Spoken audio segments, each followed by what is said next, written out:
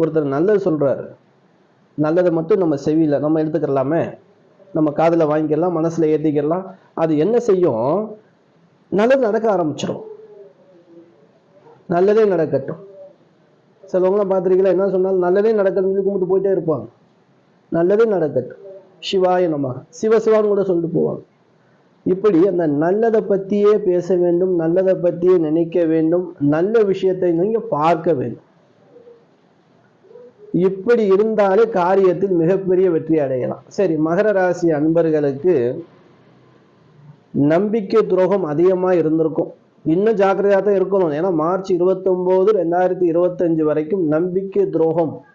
நீங்க எதன் மேலாம் அன்பு பாசம் வச்சீங்களோ, எதெல்லாம் முழுமையை நம்பினீங்களோ, அங்கெல்லாம் உங்களுக்கு ஏமாற்றம் நடந்திருக்கும். அது மிகப்பெரிய ஒரு வலி வேதனை. பொருளாதாரத்துல சரிவு ஏற்படும்.